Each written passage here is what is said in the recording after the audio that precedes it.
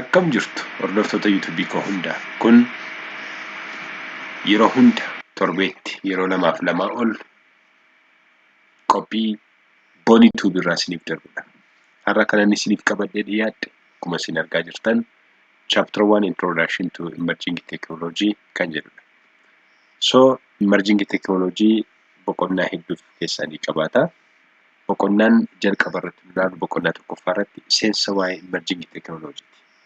Sana dura garuu osoo waa'ee emerging technology seniin technology jechuun maal jechuu akka ta'e, evolution jechuun maal jechuu akka ta'e waliin ilaalla. Kanaaf technology jechuun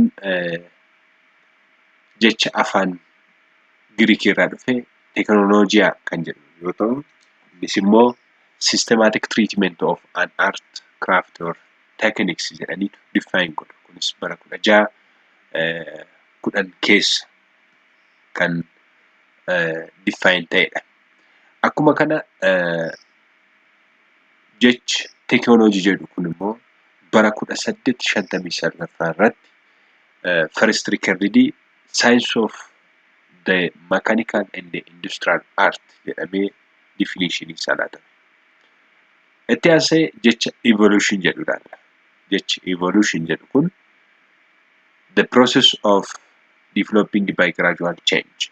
Adeemsa guddina suuta waan tokko jennee define gochuu ni dandeenya. Jechi evolution jedhu kun immoo jecha afaan Laatiin irraa evolution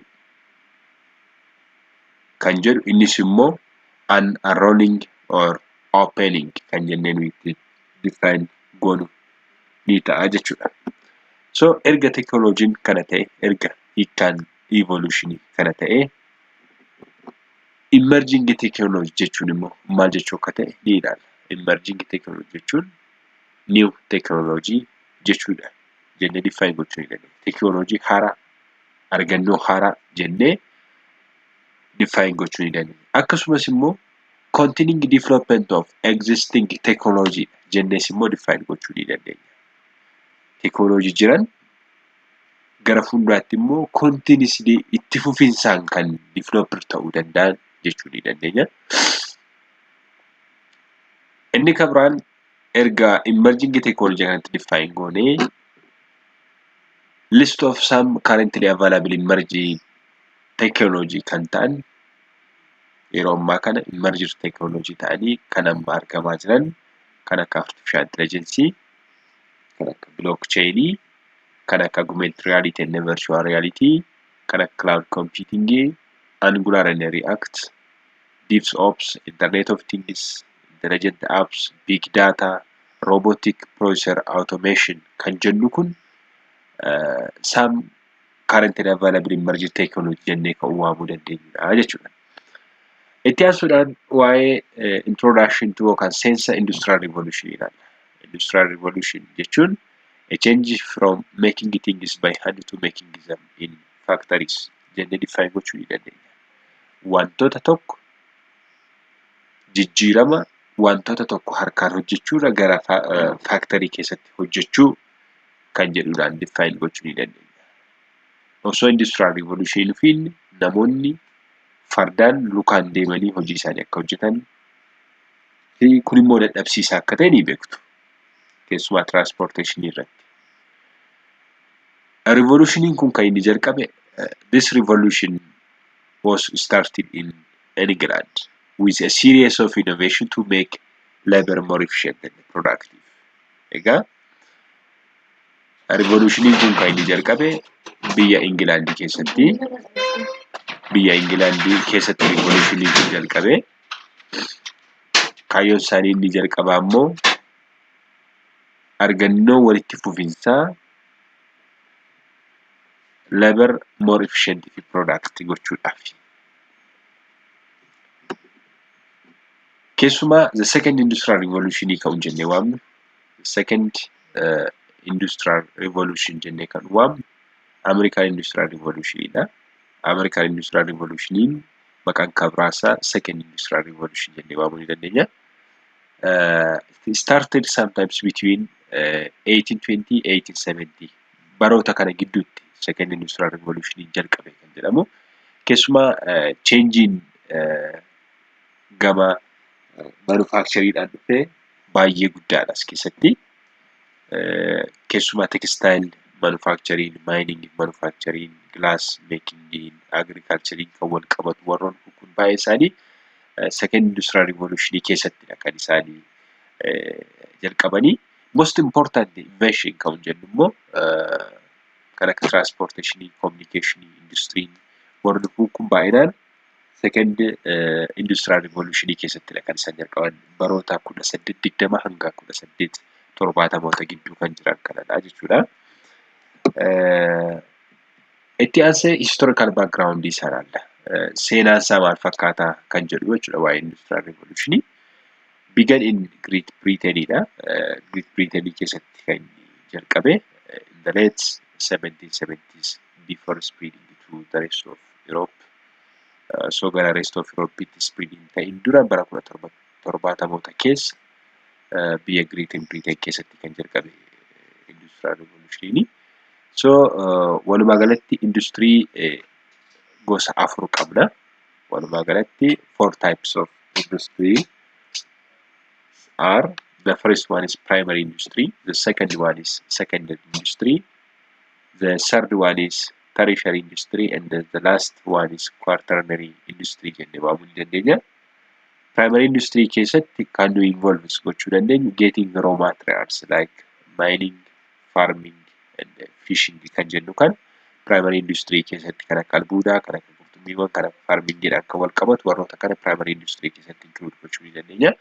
Isaanis yeroo baay'ee getting raw material mi'a dheedhii irratti kan isaan xiyyeeffatan waan ta'eef.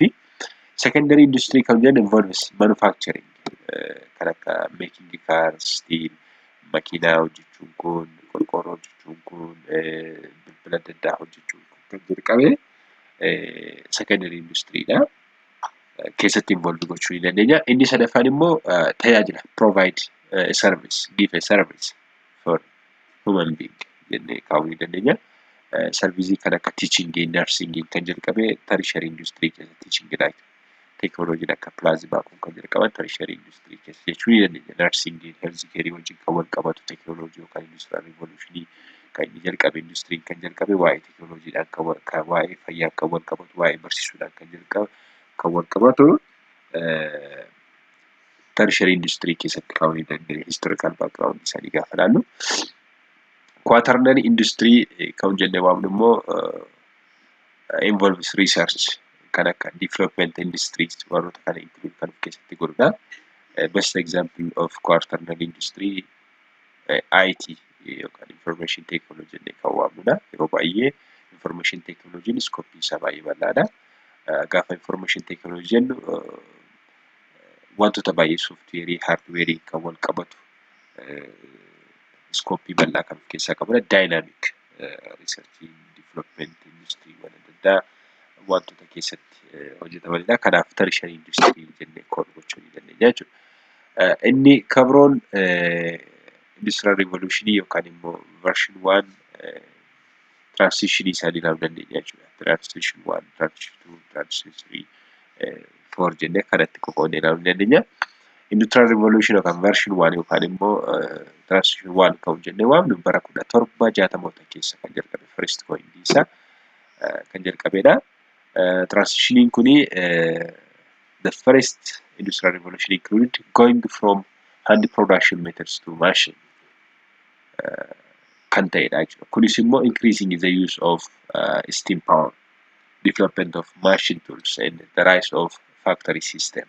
Kana keessatti kan isaan yeroo bal'inaan babal'atan maashinii tuulii maashinoota meeshaalee maashinaa kana fayyadamuun steam powerota kana fayyadamuun kan jalqabe baay'inaan industrial revolution waan keessatti going from hand production method to machine while machine concept isaa kan babal'achaa dhufe yookaan immoo kan inni baay'inaan itti fayyadamame bara 1760 keessa jechuudha. Inni lammaffaan industrial revolution 2 kan transition 2 kan jennu kan version 2 jennee kan waamnu began somewhere in the 1870s bara 1870 keessa kan jalqabedha. Maqaan kabiraan industrial revolution 2 kuni technological revolution jennee kool gochuu ni dandeenya.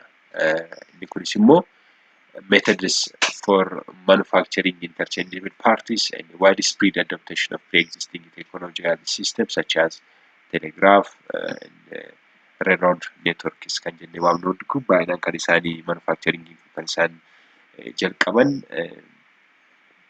jaarraa yookaan immoo bara 1870 keessaa jechuudha. Like for example electrical powering kan jalqabe, telephone systemiin kan jalqabe bara 1870 kana keessadha jechuudha. Maqaan kabiraas immoo technological revolution jennee waamuu ni dandeenya jechuudha. Inni sadaffaan industrial revolution 3 yookaan transition 3 jennee kan waamnu began from the late 1950s bara 1950 keessa kan jalqabe. Maqaan kabiraan industrial revolution 3 yookaan immoo 3.0 jennee kan waamnu kuni digital revolution jennee waamuu ni dandeenya.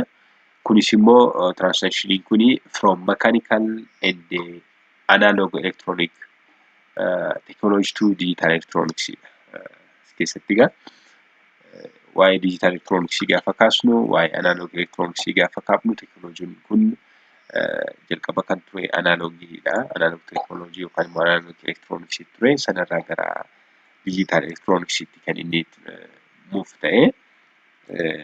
So bara kana keessa kan ta'an like computer, waa'een handifoonii, waa'een intarneetii baay'inaan widespread ta'ee kan haasa'amaa turedha. Yookaanis immoo kan keessatti oomishamuu teknooloojiin kun more adapted ta'uu, teknooloojiin kun more irratti hojjetamuu kan jalqabe bara 1950 kana keessadha jechuudha. Kanaaf walumaa galatti kan akka waa'ee kompiitaraa, handifoonii, intarneetiin warroonni kun industrial revolution 3 kana keessatti kan isaan baay'inaan wanta sababiin isaas as keessatti wanti ta'e mechanical and analog electronics technology tu gara digital electronics move ta'e wanta introduced ta'e waan ta'eedhaaf jechuudha. Inni dhuma fourth industrial revolution jenna. We are here now, as you know, akkuma isin beektan amma industrial revolution yookaan transition irra jirru advanced digital system jennee kan waamuu dandeenyudha yookaan maqaa moggaasni fourth industrial revolution jennee nu yeroo baay'ee waamnu advanced digital system. Digital systemiin kan inni almost kan inni jalqabe yaadni isaa kan inni haasa'amu yookaan immoo irratti hojjetamu jalqabe industrial revolution 3 keessattidha. Fourth keessatti immoo more advanced kan ta'anidha. Teknooloojiin kanneen akka advanced artificial intelligence, kan akka robotics, kan akka internet of things, adaptive manufacturing and autonomous vehicles kan jennu kun baay'inaan kan inni keessatti hojjetamaa jiru amma yeroo ammaa kanadha. Isaanis immoo advanced digital systemoota kan jennee waamnudha jechuudha. Kanaaf amma teknooloojiin amma jirru fourth industrial revolution keessadha jennee historical background yookaan immoo waa'ee industrial revolution akkanatti haasa'uu ni dandeenya. Inni kabiraan enabling devices and network jennee kan waamnu yookaan immoo programmable devices jennee kan waamnudha. Warroonni kuni yeroo waa'ee digital systemii haasofnu wantoonni nuyi basic component jennee kan inni jiraatu. Warroota kana basic kana jechuun componentota kana qofadha otoo hin taane basic componentidha kuni. Mandatoryidha kuni hafuu qabu kan jennee waamnu jechuudha. Fakkeenyaaf memory fudhachuu ni dandeenya, microprocessor fudhachuu dandeenya, logic device fudhachuu dandeenya, networks fudhachuu dandeenya. Warroonni kun basic components in digital system jennee warroota nuyi call gochuu dandeenyudha. Fakkeenyaaf memory device gaafa fudhannu memory device store random information such as the contents of current running program. Wanta nuyi programmii amma nuyi run gochaa jirru tokko store gochuudhaaf random information keenya store gochuudhaaf memory fayyadamna yeroo baay'ee waan ta'eedhaaf memoryin basic component digital system keessaa tokko jennee kaa'uu ni dandeenya. Inni kabiraan microprocessor'idha. Microprocessoriin instructionii adda addaa software irraa ni arganna. Instructionii software irraa argannu kana execute akka ta'uudhaaf yookaan run akka inni ta'uudhaaf kan nu fayyadu microprocessor to perform a wide varieties of tasks such as running system or application software. Yeroo baay'ee almost microprocessoriin akkuma jalqaba isinitti hime run gochuudhaaf software instructionii adda addaa instructioniiwwan adda addaa software irraa gara sistema keenya dhufuu danda'a sana execute gochuudhaaf kan nu gargaaru microprocessoriidha jennee bifa salphaatiin ibsuu ni dandeenya jechuudha. Inni kan biraan logic deviceidha. Logic device'n specific function laata. Yeroo baay'ee provide specific function device to device interfacing yoo ta'e yeroo baay'ee data communication yoo ta'e signal processingidha yoo ta'e logic deviceidha kan waan kan irratti baay'ee focus godhe specific function kan yookaan immoo specific function akkasii provide yookaan immoo give kan godhu jechuudha. Inni dhuma networkiidha. Networkiin akkuma isin beektan collection of computersidha, serveridha, mainframeidha, network devicesidha.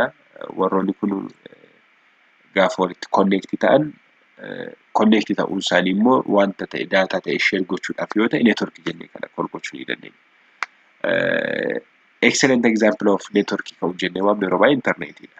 Because world wide area jennee yookaan immoo wide area network jennee kan waamnu type network keessaa tokko internetidha waan ta'eef excellent example in network internetidha jennee waamnu because which connects millions of people all over the world. Waan ta'eef yeroo baay'ee warroonni kun basic components of digital system jennee call gochuu ni dandeenya like memory, microprocessor, logic device fi networking basic components of digital system jennee kan waamuu dandeenyudha jechuudha. Warroonni kun akkuma isin argaa jirtan memory jira akkuma kana microprocessor jira warroonni kun deviceota programmable device warra ta'anidha. Inni kan biroon human to machine interaction jennee kan waamnudha. Human to machine interaction refers to the communication and the interaction between human and machine through a user interface jennee waamuu dandeenya. Akkaataatti namni tokko maashina isaa wajjin communicate gochuu danda'u. Namni tokko laptooppii isaa haa ta'u, desktooppii haa ta'u, serverii haa ta'u, typii electronic device kam haa ta'u akkamittiin interact gochuu danda'a, akkamittiin waliin haasa'uu danda'a, akkamittiin itti fayyadamuu danda'a kan jennudha. So human can interact with a machine using the following ways. The first one is natural language, the second one is graphical user interface, the last one is command line interface jennee kan waamnudha. Natural language text to speech, speech to text gochuu ni danda'a. Wanta nuyi barreessinu soundiidhaan akka nu dhageessisu, wanta nu dubbannu immoo textiidhaan akka nu barreessu kun yoo ta'e natural languageidha jennee kan fudhannudha. Inni lammaffaan graphical user interfaceidha. Meenuu qaba yoo ta'e formiiwwan adda addaa ofirraa qaba yoo ta'e web based interfaceidha yoo ta'e kana graphical user interfaceidha jenna. Inni sadaffaan immoo command line interfaceidha yookaan others kan jennu. Yeroo baay'ee kun Windows serverii yoo ta'e Linux operating systemoota kan akka Ubuntu kan akka Debian fayyadamnu yoo ta'e yeroo baay'ee command line interfaceidha. Serveroonni yookaan kompiitaroonni operating systemii Windows irraa ala fayyadaman yeroo baay'ee commandidha yoo ta'an command line interface commandiidhaan kan nuyi barreessine waan tokko access gochuu dandeenya. Data isaa ta'u waan barbaanne tokko internet isaa ta'u access gochuu kan dandeenyu commandiidhaan jechuudha. Kanaaf command line interface jennee call gochuu dandeenya jechuudha. So HCI kan jennu human computer interaction kan jennu waa'ee how people interact with a computer kan qoratudha. The study of how people interact with computers and to what extent computers are or are not developed for successful interaction with human being kan jennee waamnudha jechuudha. Waa'ee akkamittiin namni tokko peoplein tokko akkamittiin computer isaa yookaan maashinii isaa wajjin interact gochuu danda'a jedhee kan qoratu HCI jennee waamuu ni dandeenya jechuudha. Emerging technology trends in 2019 kan jennu emerging technology special trend in 2019 5G network, artificial intelligence, autonomous device, blockchain, augmented analytics, digital twins, enhanced edge computing, and immersive experience in smart space warroonni jennu kuni technology almost trained in 2019 kan jenni isaanii asitti baroota kana asitti technology baay'inaan implement and deploy ta'aa jiranidha jechuudha. So walumaa galatti chapter 1 yookaan introduction to emerging technology kan jedhu kanaan xumureera. Yeroo dhuftutti chapter 2 about data science. Waa'ee data science bal'inaan ni ilaalla. Yeroo gaarii isiniif haa ta'u warri YouTube koof haaraa taatan subscribe, share, comment gochuu hin dagatinaa. Keessumaa commentiin keessan baay'ee na fayyada. Gara fuulduraatti na jajjabeessa waan ta'eef hin dagatinaa. Yeroo gaarii isiniif haa ta'u nagaan turaa.